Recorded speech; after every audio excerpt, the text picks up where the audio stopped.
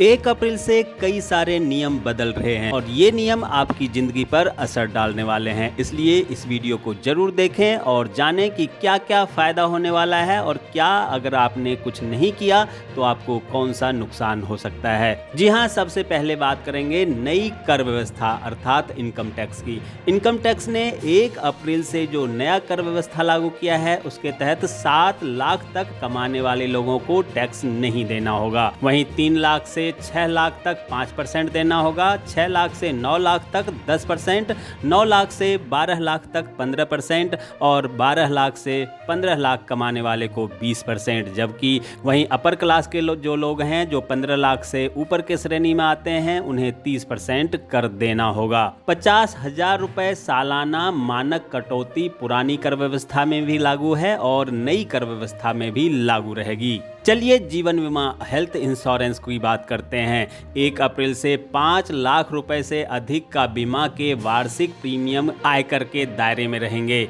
वहीं यह नया आयकर नियम अर्थात 7 लाख वाले के श्रेणी में नहीं आएगा, जबकि पुराने आयकर के दायरे में रहने वाले लोगों को इसका फायदा मिल सकेगा, लेकिन इसके लिए उसे एक एप्लीकेशन आयकर विभाग में जमा करना होगा। नए वित्त वर्ष में ऑनलाइन गेमर के लिए भी खास होने वाला है, क्योंकि इसमें नए आयकर की धारा 115 BBJ पेश किया गया है। इसके तहत ऑनलाइन गेमिंग से सभी प्रकार की जीत अर्थात कमाए हुए राशि, नगद वस्तु, उपहार या कोई अन्य लाभ पर 30% का आपको टैक्स देना होगा, कर देना होगा, और ये सभी TDS के रूप में ही काट लिया जाएगा।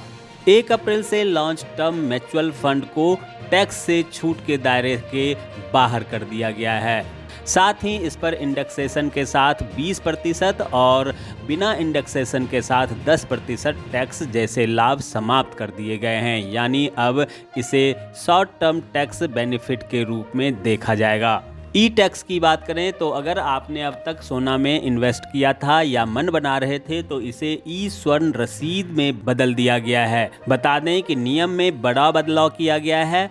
अब भौतिक सोने को ई स्वर्ण रसीद में बदलने पर कोई पूंजीगत कर लाभ नहीं मिलेगा।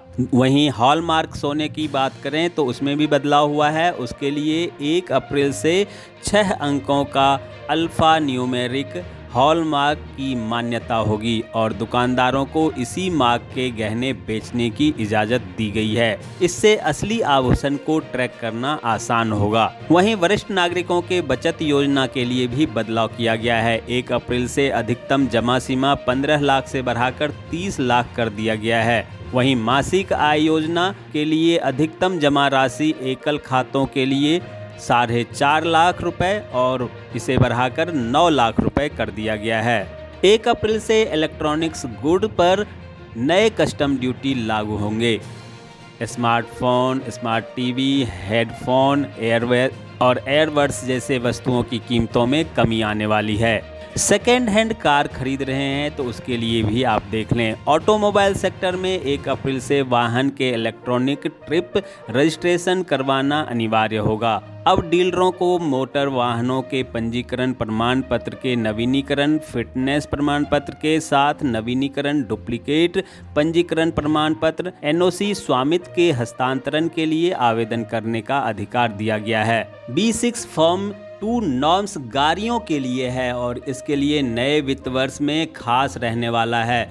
1 अप्रैल से V6 चरण 2 मानदंडों के हिस्से के रूप में वास्तविक ड्राइविंग उत्सर्जन और कारपोरेट औसत ईंधन अर्थव्यवस्था CAFE2 नियमों को लागू किया जा रहा है। वहीं दोपहिया वाहनों के लिए ऑन बोर्ड डायग्नोस्टिक OBD2 मापदंड लागू होगा। LPG गैस सिलेंडर के कीमतों में 50 रुपए तक का इजाफा किया गया है। ये 1 तारीख को अर्थात आज रात से ही लागू हो जाएगा। राष्ट्रीय राजमार्ग पर यातायात करने वालों के लिए टोल शुल्क में 7% तक की वृद्धि की गई है। ऐसे कई सारे बदलाव किए गए हैं, इसलिए आप इस वीडियो को गौर से दोबारा देख लें ताकि आप भी इसका फायदा उठा सकें। बने रहिए मोबाइल न्यूज़ 24 के साथ ऐसे तमाम खबरों से अपडेट रहने के लिए।